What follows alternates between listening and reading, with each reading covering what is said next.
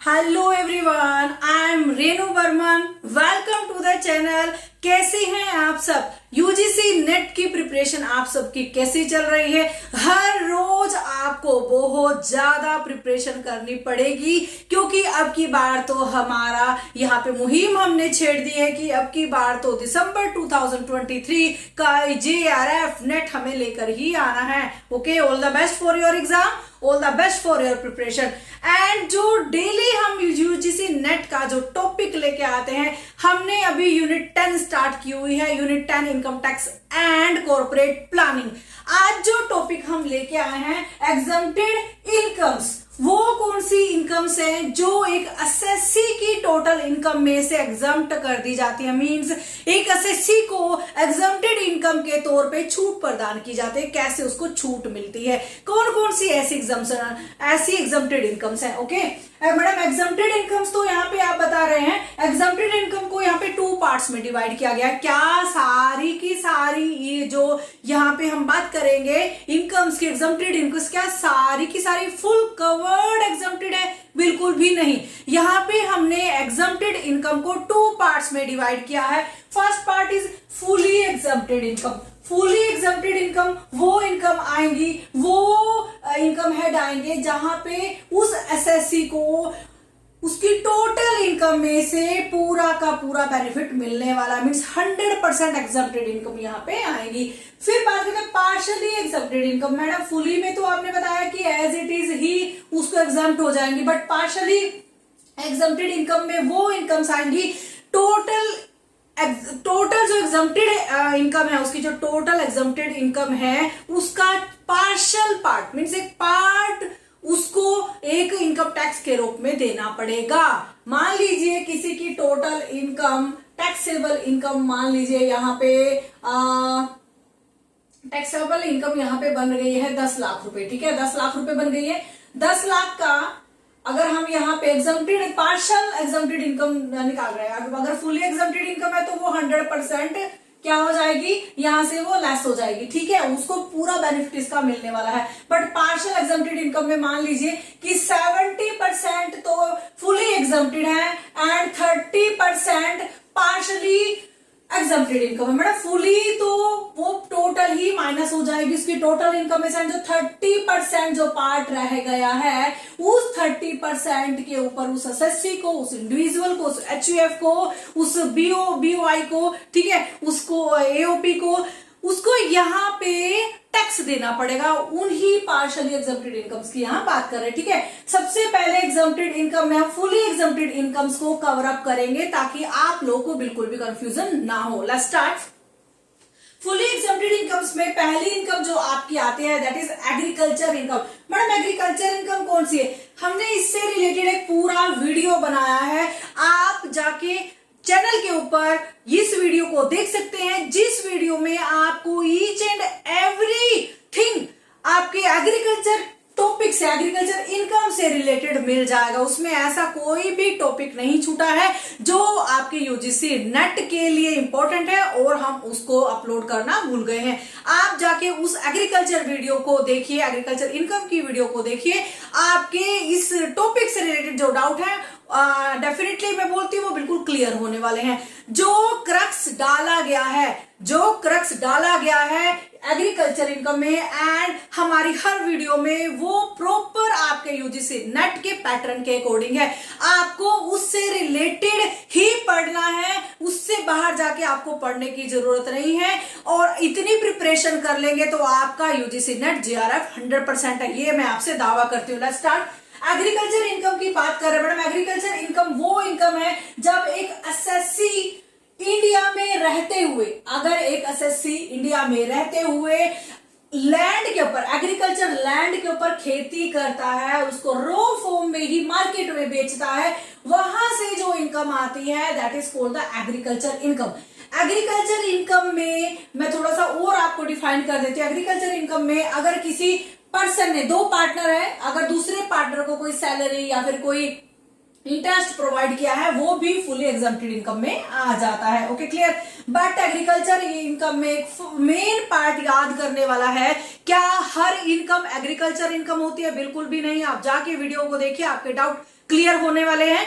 And मैं आपको बता दूं, जो आपकी एग्रीकल्चर इनकम है, एग्रीकल्चर इनकम में अगर कोई एसएससी अपनी लैंड के ऊपर या फिर रेंटेड लैंड के ऊपर एग्रीकल्चर करता है, मींस कल्टीवेशन करता है, उसके ऊपर खेती करता है, खेती करने की जो फॉर्म है, ठीक है, खेती करने से जो फसल उसके पास आई, जो क्रॉप आई है, उसको रो फॉर्म में ही वो मार्केट में सेल आउट करता है, उसी इनकम को ही आप एग्रीकल्चर इनकम में इंक्लूड करते हैं। Okay, clear madam. उसके बाद है सेकेंड पॉइंट है amount received by a member from HUF.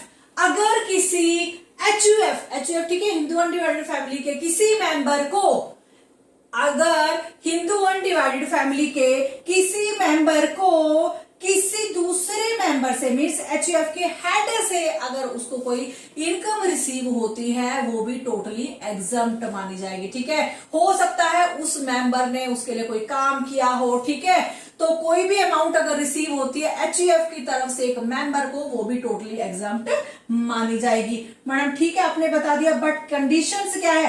Conditions ये है कि जो इनकम है ना, जो इनकम रिसीव हो रही है, वो फैमिली मेंबर को ही रिसीव होनी चाहिए। किसको? फैमिली मेंबर को, मींस एचयूएफ का फैमिली मेंबर होगा। अगर उसको कोई मनी रिसीव्ड हुई है, कोई अमाउंट रिसीव्ड हुई है, वो ही यहाँ पे टोटल एग्जम्प्ट मानी जाएगी। मैडम और कैसे रिलेटेड है? इससे रिलेटेड अगर इसकी फैमिली का, मींस अगर एचयूएफ की फैमिली को कोई इनकम यहाँ पे रिसीव हुई है और वो फैमिली से रिलेटेड है, फैमिली से ही रिलेटेड वो इनकम है, तो भी वो यहाँ पे टोटली एग्जम्प्ट मानी जाएगी। Okay, clear madam. फिर बात करते हैं आपके interest on NRA account of a person resident outside India. अगर किसी कोई पर्सन है जो इंडिया का रेसिडेंट नहीं है, इंडिया के बाहर रहता है, उसको कोई, उसने यहाँ पे इंडिया में कोई अकाउंट खोला हुआ है, उस अकाउंट के ऊपर अगर उसको कोई इंटरेस्ट मिला है, तो जो इंटरेस्ट उसको मिला है यहाँ पे वो फुली एग्जम्प्टेड माना जाएगा। Okay, clear madam. ठीक है मैडम, अब आप मुझे ये बता दीजिए, जो आपने बताया ये इंटरेस्ट की फॉर्म में, इसके इंटरेस्ट की फॉर्म में कैसे क्लैरिफिकेशन होगी? कौन सा इंटरेस्ट उसको मिला है? उसको इंटरेस्ट यहाँ पे मिला है बॉन्ड्स के रूप में। ठीक है, बॉन्ड्स के ऊपर अगर कोई इंटरेस्ट यहाँ पे मिला है और बॉन्ड्स की रिडम्पशन पे या प्रीमियम पे कोई उसको इंटरेस्ट मिला है, तो वो टोटल एग्जम्प्टेड माना जाएगा। Okay madam. फिर बात करें मैडम इंटरेस्ट जो नॉन रेसिडेंट को मिला है फॉरेन एक्सचेंज मैनेजमेंट एक्ट 1999 के अंडर। ठीक है, फॉरेन एक्सचेंज 1999 के अंडर अगर उसने रिजर्व बैंक ऑफ इंडिया में कोई यहाँ पे अकाउंट मेंटेन किया हुआ है, तो उसको यहाँ पे एग्जम्प्ट इनकम में इंक्लूड किया जाएगा। Okay madam, clear. अब अगर share income of a partner, अगर किसी पार्टनर को यहाँ पे कोई इनकम रिसीव हुई है, कोई शेयर इनकम रिसीव हुई है, वो भी यहाँ पे टोटली एग्जम्प्ट मानी जाएगी। Okay, clear madam. फिर है exemption in a respect of remuneration to individual who are not a citizen of India. Madam अगर किसी इंडिविजुअल को कोई सैलरी प्रोवाइड करी है, बट वो इंडिविजुअल जो है वो इंडिया का नहीं है, सैलरी प्रोवाइड करी है, हो सकता है उसने इंडिया को यहाँ पे कोई सर्विसेज प्रोवाइड करी हो, तो उसके रिगार्डिंग उसको कोई रेम्यूनरेशन प्रोवाइड हुआ है, तो वो भी आपका फुल एग्जम्प्टेड इनकम में माना जाएगा। Okay, clear. रॉयल्टी फीस और technical services arising to non resident. अगर किसी नॉन रेसिडेंट पर्सन से हमने कोई टेक्निकल सर्विसेज ली है, उसके बदले में कोई रॉयल्टी या फीस उसको प्रोवाइड करी है, वो भी आपकी फुली एग्जम्प्टेड इनकम में मानी जाएगी। मैडम फिर क्या बात करते हैं? Compensation received on account of disaster. अगर किसी पर्सन को, कोई एसएससी को कोई कंपनसेशन रिसीव हुआ है, कहां से रिसीव हुआ है मैडम? कंपनसेशन रिसीव हुआ है किसी डिजास्टर की फॉर्म में। ठीक है, डिजास्टर की फॉर्म में अगर उसको सेंट्रल गवर्नमेंट या स्टेट गवर्नमेंट या लोकल अथॉरिटी की तरफ से या फिर लीगल फॉर्म में, लीगल हायर या फिर उसके लीगल हायर को कोई डिजास्टर के फॉर्म में कोई इनकम रिसीव्ड हुई है, उस इनकम को भी आप यहाँ पे टोटली एग्जम्प्टेड इनकम मानते हैं। Okay, clear madam. Allowances payable outside India. अगर कोई अलाउंसेस गवर्नमेंट ऑफ इंडिया ने इंडिया के बाहर किसी सिटीजन ऑफ इंडिया को अलाउंस पे किया है, ठीक है, अलाउंसेस पे किया है, अगर किसी सिटीजन ऑफ इंडिया को कोई अलाउंसेस पेबल हुआ है, वो भी इंडिया के बाहर इंडिया की गवर्नमेंट के द्वारा, वो भी टोटल एग्जम्प्टेड होगा, क्योंकि वो जो अलाउंसेस उसको पे हुआ है वो उस सिटीजन तो है, बट अलाउंसेस किस फॉर्म में हुआ मैडम, उसने कोई तो यहाँ पे काम किया होगा, कोई हेल्प गवर्नमेंट की करी होगी, तो उस फॉर्म में अगर उसको कोई अलाउंसेस मिला है वो भी यहाँ पे फुली एग्जम्प्टेड होने वाला है। ओके मैडम, अब हम बताइए पेमेंट टू सुकन्या समृद्धि योजना। देखो हमारे मोदी ने बोला कि अगर आप अपनी गर्ल्स के लिए, जो आपकी बेटियां हैं उनके लिए अगर कोई खाता खुलवाते हैं, उसके अंदर कोई अमाउंट जमा करते हैं, वो टोटल अमाउंट जो होती है फुल एग्जम्प्टेड हो जाती है। अगर पेमेंट करी है भोपाल गैस विक्टिम्स को, भोपाल गैस के विक्टिम्स को अगर कोई पेमेंट करी है वो भी टोटली एग्जम्प्टेड इनकम में मानी जाएगी, क्योंकि ये जो है गवर्नमेंट के फंड से रिलेटेड है। अगर आप गवर्नमेंट की किसी ना किसी तरीके से हेल्प करते हैं तो गवर्नमेंट आपको एग्जम्प्टेड इनकम का यहाँ पे टैग दे देती है। फिर education scholarship award bye a government, अगर किसी गवर्नमेंट ने किसी कैटेगरी को, जैसे एससी, एससी, बीसी या फिर किसी अदर जो इंटेलिजेंट बच्चे होते हैं उनको कोई एजुकेशनल स्कॉलरशिप अवार्ड दिया है गवर्नमेंट ने, तो वो भी फुल एग्जम्प्टेड यहाँ पे माना जाएगा। अगर इनकम टैक्स पे किया है एम्प्लॉयर ने, मैडम एम्प्लॉयर की बात हो रही है यहाँ पे, बेटा जी यहाँ पे income tax paid by the employer की बात हो रही है। अगर कोई एम्प्लॉयर ने इनकम टैक्स पे किया है एम्प्लॉय के बिहाफ पे, तो वो टोटली फुली एग्जम्प्टेड इनकम में माना जाएगा। ओके, चलिए नेक्स्ट जो फुली एग्जम्प्टेड की यहाँ पे रह जाती हैं उनको हम क्लियर करते हैं। चलिए आगे जो फुली एग्जम्प्टेड इनकम्स हैं वो कौन सी हैं, जो एक एसएससी के टोटल इनकम में से फुली एग्जम्प्टेड माने जाते हैं, मीन्स उसको 100% रिलीफ यहाँ पे मिलता है। अभी जो यहाँ पे बोला गया है फुली एग्जम्प्टेड इनकम में pension received by recipient of gallantry award, madam ये कौन है? ऐसी कोई भी इनकम जो ऐसे इंडिविजुअल को मिली है जो सेंट्रल या स्टेट गवर्नमेंट ने जिसको अवार्ड दिया है, मीन्स परमवीर चक्र का या महावीर चक्र का या वीर चक्र का कोई गैलेंट्री अवार्ड उसे मिला है, या फिर उसको कोई फैमिली पेंशन रिसीव हुई है एज अ मेंबर, ठीक है, तो वो टोटली एग्जम्प्टेड यहाँ पे मानी जाएगी। अब टी बोर्ड सब्सिडी जो है, देखो टी बोर्ड ऐसे ये जो टी का बिजनेस ऐसे है बिजनेस जो लोगों को ज्यादा से ज्यादा रोजगार देते हैं, ऐसी जगह पे रोजगार देते हैं जहां पे उनका कुछ और सिस्टम नहीं है उनको उनकी बेरोजगारी को दूर करने का, वहां पे टी बोर्ड एक स्पेशल सब्सिडी यहाँ पे देता है, वो भी यहाँ पे फुल एग्जम्प्टेड मानी जाती है। फिर capital gain on a transfer of unit of a unit scheme, अगर किसी यूनिट को ट्रांसफर करने से, यूनिट स्कीम के अंडर ट्रांसफर करने से कोई कैपिटल गेन रिसीव हुआ है, वो भी फुली एग्जम्प्टेड माना जाएगा। मैडम उसके बाद capital gain compulsory acquisition of agriculture land with in the specified urban unit, अगर कोई एग्रीकल्चर लैंड को एक्वायर किया है, एक्विजिशन किया है, उसका एक्विजिशन करना कंपलसरी था, उससे कोई कैपिटल गेन हुआ है और वो भी अर्बन यूनिट में, वो भी टोटली फुली एग्जम्प्टेड माना जाता है। Madam payment from provident fund and superannuation fund, अगर कोई पेमेंट रिसीव हुई है प्रोविडेंट फंड के ऊपर या सुपर एनुएशन फंड के ऊपर, वो भी टोटली एग्जम्प्टेड यहाँ पे मानी जाती है। Certain payment to MLA and MPs, आपको पता ही है हमारी गवर्नमेंट ने हमारे एमएलए और एमपीज को कितनी छूट दे रखी है, अगर कोई सर्टेन पेमेंट एमएलए या एमपीज को होती है वो टोटल इनकम भी एग्जम्प्टेड इनकम में इंक्लूड होती है। उसके बाद family pension received by window children nominated Aires of armed force, अगर कोई फैमिली पेंशन रिसीव हुई है आर्म्ड फोर्स के किसी विडो को, चिल्ड्रन को या नॉमिनेटेड हायर्स को, वो भी टोटली एग्जम्प्टेड इनकम मानी जाती है। फिर income received on buyback of share of domestic company, अगर किसी डोमेस्टिक कंपनी को डूबने जा रही है या वो अच्छी नहीं चल, उसके बायबैक शेयर दोबारा से उसको परचेज कर लिया गया है ताकि कंपनी को अच्छे से मेंटेन करा जाए, तो उससे अगर कोई इनकम रिसीव हुई है वो भी यहाँ पे फुली एग्जम्प्टेड इनकम में आ जाएगी।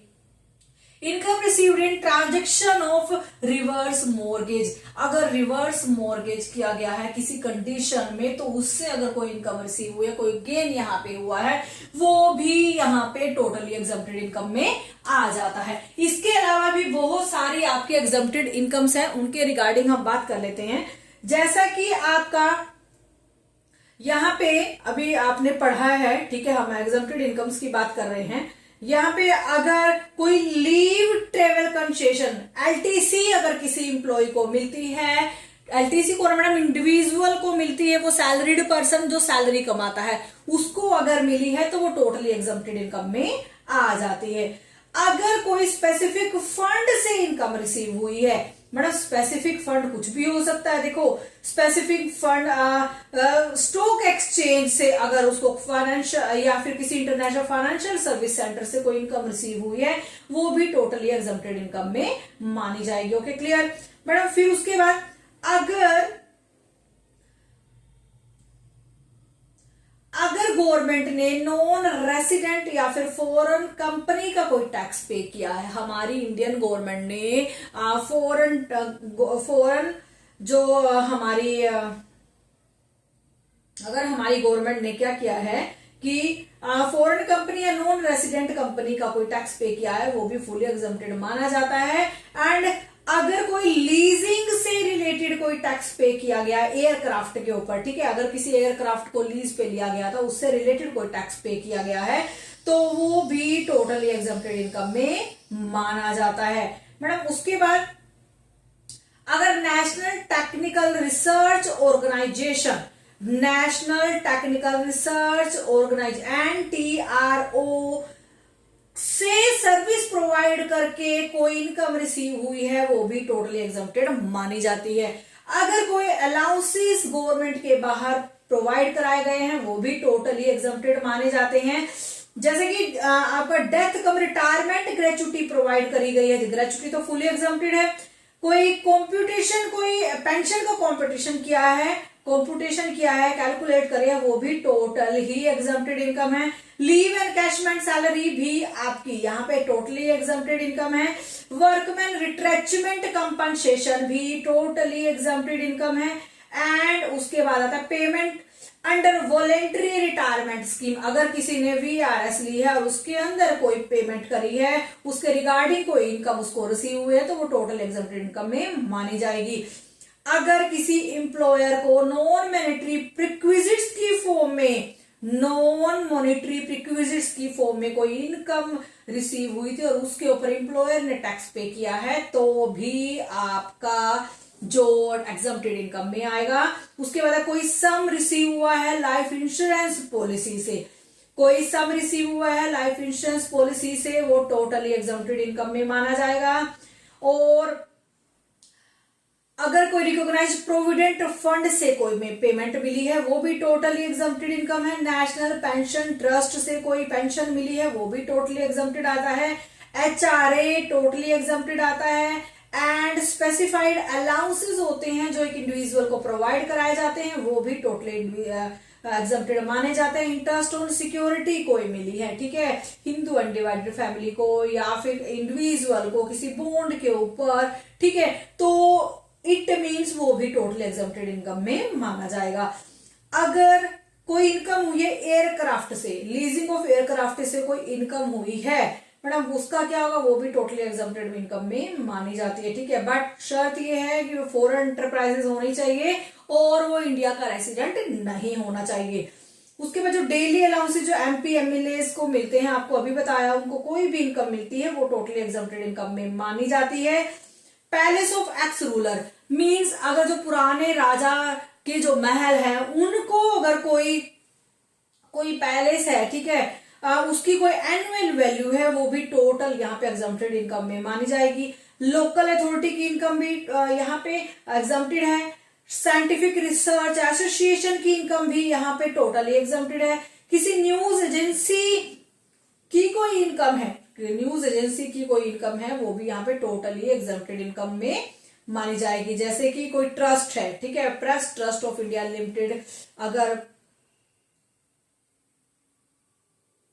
अगर कोई उसने यहाँ पे कलेक्शन करी है न्यूज की और उससे कोई इनकम हुई है उसको, तो टोटली एग्जेम्प्टेड इनकम में मानी जाएगी। इनकम ऑफ प्रोफेशनल इंस्टीट्यूशंस भी and specific employ welfare fund भी टोटली एग्जेम्प्टेड इनकम में आता है। पेंशन फंड भी and development of khadi and village industry, जैसे ये इंडस्ट्री जैसे टी डिपार्टमेंट आपने देखा, ये ऐसे डिपार्टमेंट है खादी एंड विलेज इंडस्ट्री जिनको प्रमोट करना गवर्नमेंट की जिम्मेवारी है, तो गवर्नमेंट इनके ऊपर जो भी टैक्स बनता है वो ट्रूली एग्जेम्प्टेड है। Okay, income of SAARC fund, income of European American community, European economic community and insurance regulatory authority की कोई इनकम है, या सेंट्रल इलेक्ट्रिसिटी रेगुलेशन कमीशन की कोई यहाँ पे इनकम है, टोटली एग्जेम्प्टेड इनकम में मानी जाती है। प्रसार भारती की कोई टोटल इनकम है वो भी यहाँ पे क्या करना है उसका मैडम, एग्जेम्प्टेड इनकम में इंक्लूड किया जाएगा। इनकम ऑफ म्यूचुअल फंड अगर कोई है, सिक्योरिटी एक्सचेंज बोर्ड एक्ट 1992 के अंडर, उस इनकम को भी यहाँ पे एग्जेम्प्टेड इनकम में माना जाता है। Madam income of investor protection fund and income of credit guarantee fund, trust for small industry, अगर स्मॉल इंडस्ट्री से रिलेटेड कोई यहाँ पे क्रेडिट गारंटी दी गई है वो टोटल एग्जेम्प्टेड फॉर्म में आ जाएगी। Income of investor protection and depository भी यहाँ पे टोटल इनकम में मानी जाएगी, एग्जेम्प्टेड, फुल एग्जेम्प्टेड है। And core settlement guarantee fund कोई है उससे रिलेटेड कोई इनकम मिली है वो भी टोटली एग्जेम्प्टेड इनकम में मानी जाएगी। ठीक है, और अभी आपको मैंने बताया कोई अगर कोई बिजनेस ट्रस्ट है, अगर कोई बिजनेस ट्रस्ट है और उसको कोई इंटरेस्ट रिसीव हुआ है, कोई डिविडेंड रिसीव हुआ है, या कोई स्पेशल पर्पस व्हीकल्स है, इससे रिलेटेड जो भी इनकम है वो टोटली एग्जेम्प्टेड इनकम में आती है। एंड कोई रियल एस्टेट इन्वेस्टमेंट फंड है वो भी टोटली एग्जेम्प्टेड इनकम में आएगा। एंड अगर कोई Abu Dhabi investment authority and sovereign wealth fund में से कोई इनकम आपको मिली है वो भी यहाँ पे टोटली एग्जेम्प्टेड इनकम में मानी जाएगी। ठीक है, income of union trade and income of Sikkimese, income of employ state insurance fund and income of specified provident fund and scheduled tribe की कोई इनकम है वो भी टोटली एग्जेम्प्टेड इनकम में मानी जाती है। ठीक है madam, income of agriculture product market committee की फुली एग्जेम्प्टेड है।